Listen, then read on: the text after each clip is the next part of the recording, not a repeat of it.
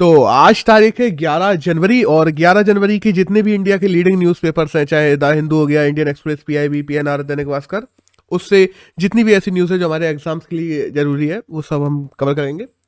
तो आज अगर द हिंदू के फ्रंट पेज की बात करें तो एक न्यूज़, फ्रंट पेज की जो न्यूज़ है उसमें एक तो सुप्रीम कोर्ट के पैनल के बारे में आई है कि जो पीएम का सिक्योरिटी ब्रीच हुआ है उसमें राज्य अपने हिसाब से रिपोर्ट दे रही है, केंद्र अपने हिसाब से रिपोर्ट दे रही है, तो सुप्रीम कोर्ट ने कह दिया तुम लोग हटाओ, मैं अपना पैनल बनाऊंगा और उसकी रिपोर्ट को मानेगा सुप्रीम कोर्ट। एक न्यूज आई है जो हेड स्पीच के बारे में कि सुप्रीम कोर्ट ने कहा है कि हेड स्पीच के कुछ केसेस हैं, सुप्रीम कोर्ट ने कहा मेरे पास लेके आओ, सारे राज्यों से हेड स्पीच के केसेस मंगा लिए हैं, अब सुप्रीम कोर्ट फैसला देगा हेड स्पीच पे। एक जो कृष्णा वाटर केस के बारे में आई है उसको अपन लोग अभी डिटेल में पढ़ेंगे भी। एक न्यूज आई है जो कोविड-19 के बारे में आई है कि 5% से 10% तक हॉस्पिटलाइजेशन होने लगा है ओमिक्रॉन में भी। तो अब प्रॉब्लम ये है कि इसका भी हॉस्पिटलाइजेशन इंडिया में बढ़ते जा रहा है। एक न्यूज आई है जो योगी जी ने कल कह दिया कि यूपी में जो चुनाव है वो 80% वर्सेस 20% है, तो समझ सकते हैं वो किस तरफ इशारा कर रहे हैं। ठीक है, तो बेसिकली अपन बात करते हैं यहाँ पे कृष्णा वाटर केस के बारे में। तो सुप्रीम कोर्ट में दो जस्टिस हैं, एक तो जस्टिस चंद्रचूड़ और दूसरे हैं जस्टिस बोपन्ना। उन दोनों ने कृष्णा वाटर केस से अपना नाम पीछे ले लिया है। अब ये क्यों लिया है? क्योंकि जो कृष्णा नदी का जो वाटर केस है वो बेसिकली तेलंगाना, आंध्र प्रदेश और कर्नाटक के बीच का केस है। और ये जो वाटर और ये दोनों जो सुप्रीम कोर्ट के जज हैं ये लोग भी कर्नाटक और तेलंगाना से ही आते हैं। तो इन लोगों ने कहा कि हम लोग ऐसे बायस कहीं अपना जजमेंट ना दे दें, इसलिए इन लोगों ने अपना नाम पीछे ले लिया है। अब कृष्णा वाटर केस की बात करें तो हम जानते हैं वाटर डिस्ट्रीब्यूशन ट्रिब्यूनल बनाया गया था 1969 में, जिसमें वाटर का डिस्ट्रीब्यूट करना था कि कितना मिलना चाहिए आंध्र प्रदेश को, कितना मिलना चाहिए कर्नाटक को, इन दोनों के बीच में कृष्णा नदी है। और फिर मतलब वही है कि आंध्र प्रदेश और कर्नाटक के बाद अभी तेलंगाना भी बन गया है, तो अब 3 राज्यों के बीच में हो गया ये। तो 2060 जो 1000 million cubic feet, TMC feet कहा जाता है, वो टोटल पानी है जो कृष्णा नदी में होता है और उसका डिस्ट्रीब्यूशन होता है इन लोगों के बीच में। अब होता क्या है, जैसे मान लो बीच में बांध बना दिया जाता है, अब वो बांध अगर खोल दिया गया तो पता पड़े नीचे दूसरे राज्यों को प्रॉब्लम ज्यादा आ जा रही है कि वहां पे गांव के गांव पानी में डूब जा रहे हैं। लेकिन अगर बांध में कम पानी रोक रहे हैं तो गर्मियों में प्रॉब्लम आ जा रही है, क्योंकि गर्मियों में पानी होता नहीं है और हम लोग जानते हैं जो बांधों का पानी है वही छोड़ छोड़ के काम चलाया जाता है। क्योंकि जितनी भी बेसिकली जो नीचे के हम लोग देखते हैं महाद्वीपीय जितनी भी नदियां हैं उनमें, क्योंकि हिमालयन नदियां तो चलो 12 महीने चलती हैं, ये नदियां 12 महीने नहीं चलती, तो इन पर बांध बनाना जरूरी है पानी को रोकने के लिए। अब बाद में क्या हुआ, फिर इस पे डिस्प्यूट बना रहा। अभी तो इतना डिस्प्यूट हो गया था कि दोनों राज्यों ने अपनी पुलिसें खड़ी कर दी थी वहां पे, तेलंगाना और आंध्र प्रदेश ने, कि पुलिस खड़ी कर दी थी ये देखने के लिए कि पानी का सही से डिस्ट्रीब्यूशन हो, पानी बचाने के लिए। फिर केंद्र सरकार ने एट द एंड 2015 में हम देखते हैं कि कृष्णा रिवर मैनेजमेंट बोर्ड बना दिया था जो ये देखता है कि किसको कितना पानी देना है। लेकिन उसको लेके भी डिस्प्यूट बने हुए हैं कि वो बहुत ज्यादा बायस है तेलंगाना की तरफ और कर्नाटक की तरफ, आंध्र प्रदेश का ऐसा कहना है। तो एट दी एंड ये केस फिर से सुप्रीम कोर्ट में पहुंच गया है। और अगर हम लोग बात करें ना कि इंटर स्टेट वाटर डिस्प्यूट के लिए जो पैनल्स बनते हैं या जो सुप्रीम कोर्ट में केस जाते हैं, ये संविधान के आर्टिकल नंबर 262 के तहत होता है। तो दैट्स ऑल, बस यही केस है। और वाटर डिस्प्यूट केस केवल कृष्णा नदी पे नहीं है, गोदावरी नदी पे भी है, रावी नदी पे भी है, चंबल नदी पे भी है। जितनी भी नदियां ऐसी हैं जो 2 से ज्यादा राज्यों के बीच में चलती हैं, ज्यादातर बड़ी नदियों में वाटर डिस्प्यूट केस बने ही रहते हैं। तो दैट्स ऑल।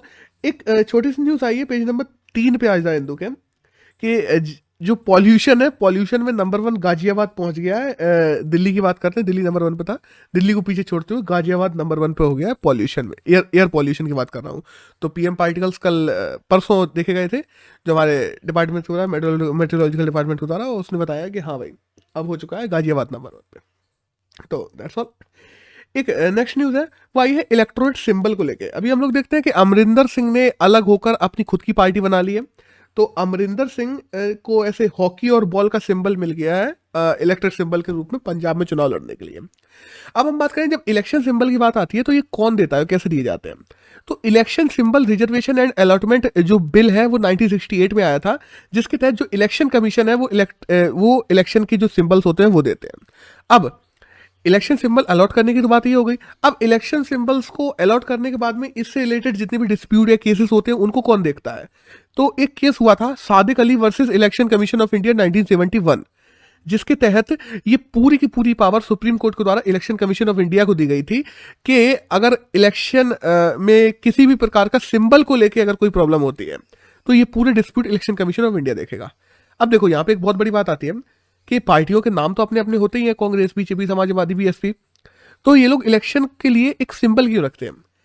सिंबल हम लोगों के यहाँ रखना इसलिए स्टार्ट किया गया था कि जो इलिटरेट लोग हैं, जो कम पढ़े लिखे लोग हैं, वो लोग सिंबल देख के भी लोगों को वोट दे सकें, क्योंकि वो लोग पढ़े लिखे नहीं है। वो भी भारतीय जनता पार्टी पूरा लिखा होगा, उन्हें समझ में भी नहीं आएगा ये क्या लिखा है, किसको वोट दे रहे हैं। उन्हें सिंबल दिख जाता है कि हाँ पंजा बना हुआ है वहां पे, यहाँ पे फूल बना हुआ है, यहाँ पे साइकिल बनी हुई है, तो वो उसको देख के वोट दे सकें। That's all. एक नेक्स्ट न्यूज है, वो आई है आंग सांग सूकी को लेके, जो म्यांमार की हैं, हम लोग जानते हैं, और उनको अभी 4 साल की और सजा दे दी गई है अनलाइसेंस्ड वॉकी टॉकी रखने के लिए।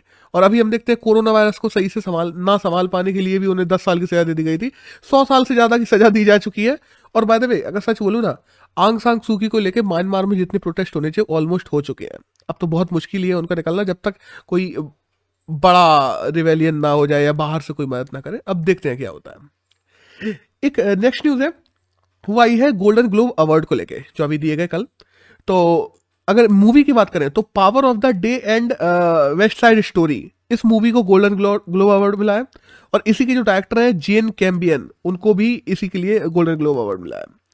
और बेस्ट एक्टर की बात की जाए तो विल स्मिथ को मिला है, और बेस्ट एक्ट्रेस की बात की जाए तो वो निकोले किडमैन को मिला है। और अगर गोल्डन ग्लोब अवार्ड की बात करें तो 1963 में शुरू किए गए थे। अकेडमी अवार्ड के बाद सेकंड सबसे बड़े अवार्ड माने जाते हैं जब हम लोग फिल्म्स की बात करते हैं हॉलीवुड में। और हॉलीवुड जो फॉरेन एसोसिएशन है उसके द्वारा ये अवार्ड दिए जाते हैं तब से ही। एक नेक्स्ट न्यूज है, वो आई है अभी जो ICC player of the month को लेके, वो एजाज खान जो है उनको ICC player of the month मिल गया है। अब देखो ICC player of the month में पहले भी कह चुका हूं, हम लोगों को याद नहीं रखने होते हैं। अगर तुम्हारा इसी महीने एग्जाम है तो उस महीने के ICC player of the month देख लिए जाते हैं, बस दैट्स ऑल, उसे याद रखने की जरूरत नहीं है। एक नेक्स्ट न्यूज है वही है एलोन मस्क को लेके, कि एलोन मस्क को लेके चाइना में काफी जगह, शिंजियांग प्रांत वगैरह में और भी जगह पे जो चाइनीज लोग हैं बेसिकली, वो लोग काफी प्रोटेस्ट करने लगे। अब हुआ क्या है, देखो एक तो हम जानते हैं कि शिंजियांग प्रांत में जो लेबर मुस्लिम है उनको चाइना कन्वर्ट करने की कोशिश कर रहा है। पहले तो वो एरिया है कि उन लोगों को बहुत ज़्यादा सप्रेस किया जाता है, तो उसको लेके भी ह्यूमन राइट्स की बहुत ज़्यादा वायलेशन चाइना के द्वारा किए जाते हैं। और दूसरा हम ये भी देखते हैं कि साथ साथ में अभी कुछ दिनों पहले सैटेलाइट टकराने वाली थी, एलोन मस्क की सैटेलाइट, चाइना की एक सैटेलाइट टकराने वाली थी। तो एलोन मस्क ने चाइना से कह भी दिया गया था कि अपने ऑपरेशंस को देखा करो, ये नहीं करो, वो नहीं करो। इंटरनेशनल लेवल पर काफ़ी बदनामी हो गई थी चाइना की। तो ये दोनों ही चीज़ों के चलते, और ऊपर से शिंजियांग प्रांत में जहाँ पे सारी कंपनियां चाइना निकाल रहा है उन्हें ऑपरेट करने के लिए, मुस्लिम एरिया में मुस्लिम जो एरिया के लेबर्स हैं उनको ऑपरेट करने के लिए, सप्रेस करने के लिए बेसिकली, तो वहीं पे एलोन मस्क ने अपनी कंपनी की टेस्ला की नई वेंचर लगा दिया है। तो ये प्रॉब्लम आ रही है। तो चाइना में बेसिकली राइट्स चल रहे हैं, प्रोटेस्ट चल रहे हैं एलोन मस्क को लेके। अभी किस वजह से, बस हमें इतना जानना जरूरी हो जाता है। तो वो ये कि जो चाइना चाहता है उसके अपोजिट काम कर रहे हैं, सीधी सी बात है। और जो चाइना के अपोजिट काम करने लगता है, चाइना उसको प्रोटेस्ट करवाने लगता है। एक नेक्स्ट न्यूज है, वो आई है ई कॉमर्स को लेके, कि ई कॉमर्स को लेके जो department for promotion of industries and industrial trade है हमारे यहाँ, उसने एक हेल्पलाइन लॉन्च की है। बेसिकली जितने भी होल्डर्स होते हैं या मान लो जितने भी कंज्यूमर्स होते हैं, उनको ई कॉमर्स को लेके कोई भी प्रॉब्लम आ रही है, तो डिमांड सप्लाई की प्रॉब्लम आ रही है, किसी भी प्रकार की प्रॉब्लम आ रही है, तो इस हेल्पलाइन पे तुम कॉल करके वो सारी प्रॉब्लम्स को मिनटों में रिजॉल्व कर सकते हो। और उधर एक सरकार का बंदा बैठा होगा जो इन सब चीज़ों को देख रहा होगा। अभी तक क्या है, कुछ हेल्पलाइंस ऐसी होती हैं कि ई कॉमर्स के खुद के बंदे बैठे हुए हैं, ऐसा नहीं है, इसमें सरकार के बंदे बैठेंगे। एक नेक्स्ट न्यूज है, वह ये सेंट्रल पब्लिक वर्क्स डिपार्टमेंट को लेकर, सीपीडब्ल्यूडी को लेकर।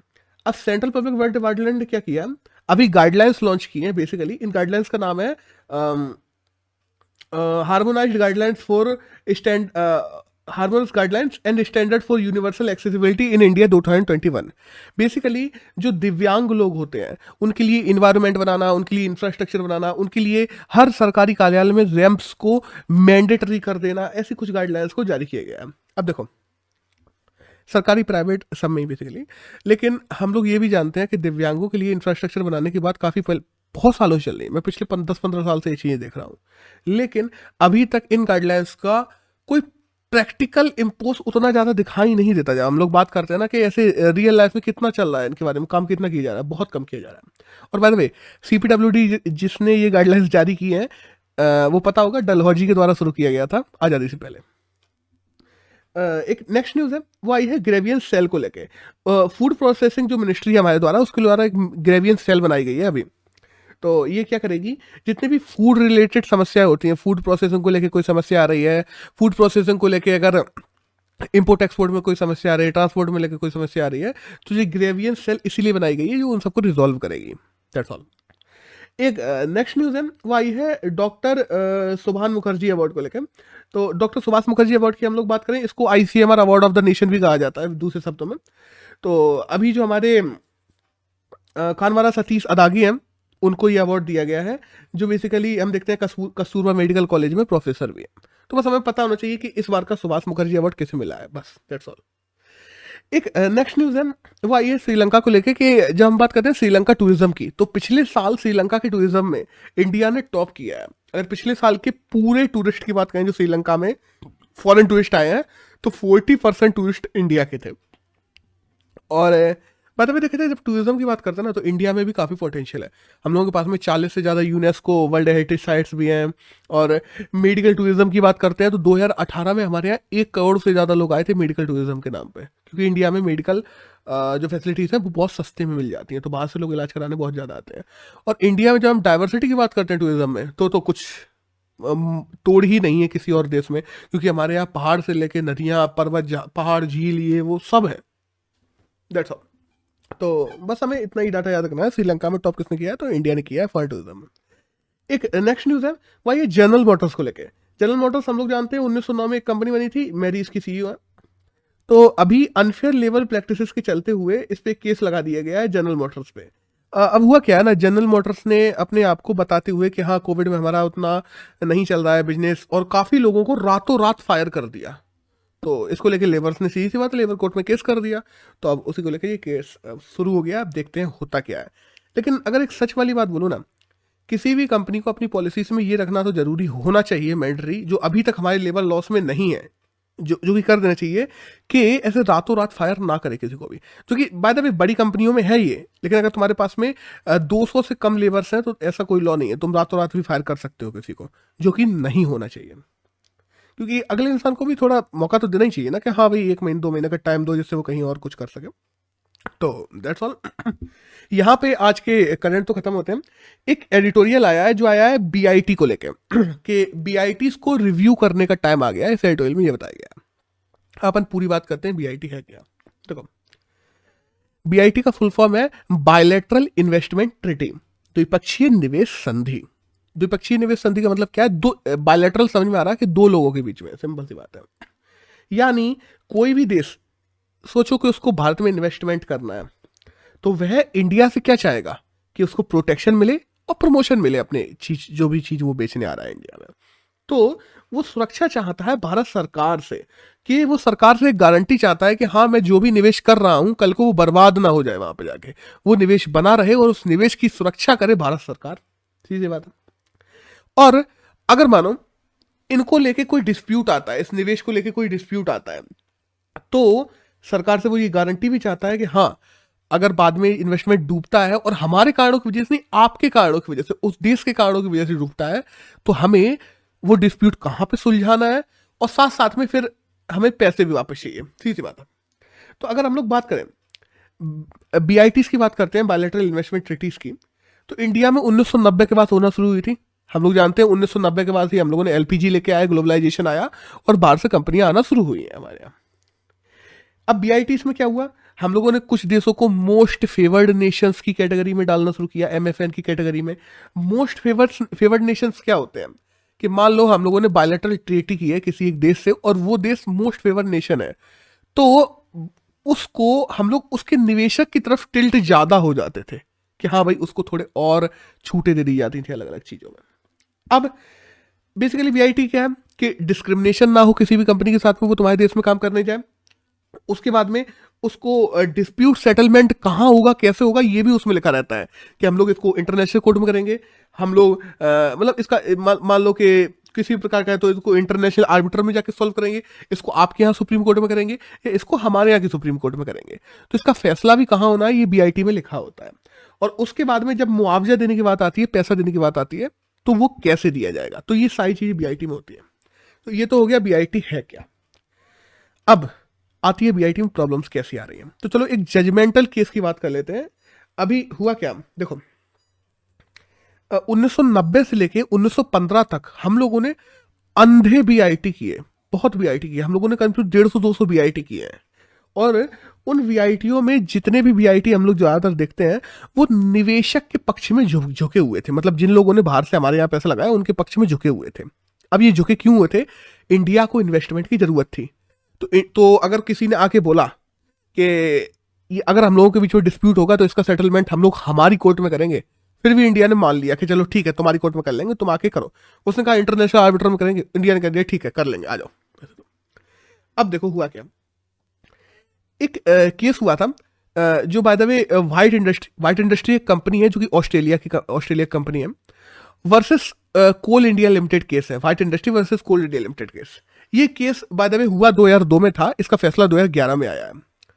अब हुआ क्या, वाइट इंडस्ट्री ने कोल इंडिया लिमिटेड के कहने पे एक कॉन्ट्रैक्ट लिया इंडिया में, उसने उस कॉन्ट्रैक्ट पे काम करना शुरू किया और कोल इंडिया लिमिटेड ने उसका कॉन्ट्रैक्ट बीच में ही खत्म कर दिया।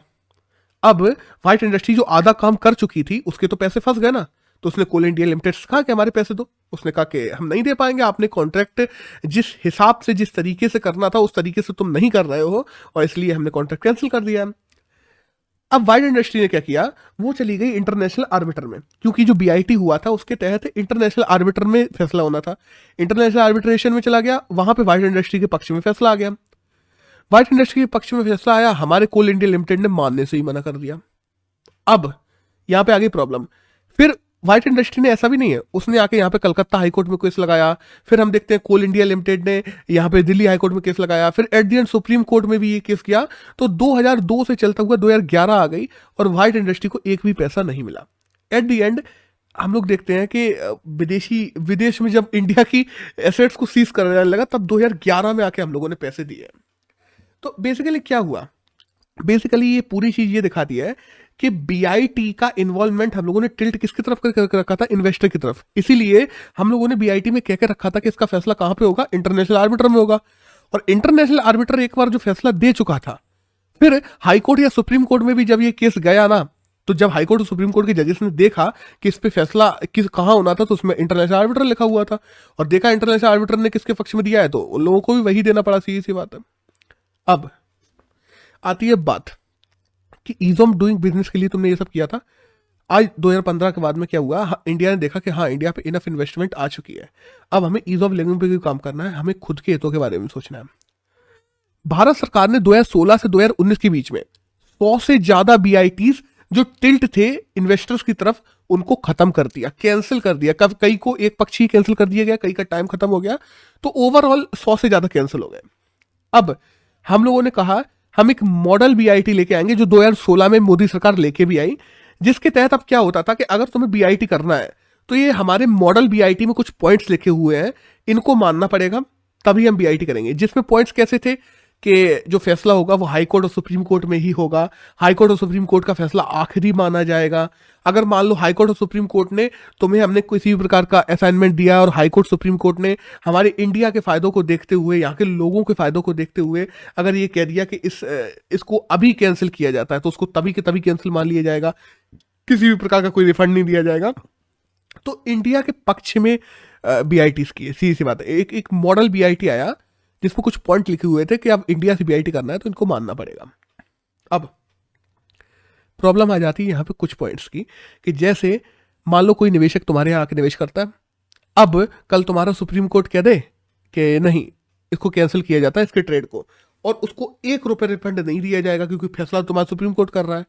अब वो इंटरनेशनल कोर्ट वगैरह में भी जाता है, इंटरनेशनल आर्बिटर में भी जाता है, वहां भी उसकी बात नहीं सुनी जाएगी, क्योंकि बीआईटी में तो तुमने पहले ही बीआईटी इसीलिए साइन किया था ना, पहले ही कहा गया था कि सुप्रीम कोर्ट फैसला लेगा इंडिया का, वो भी।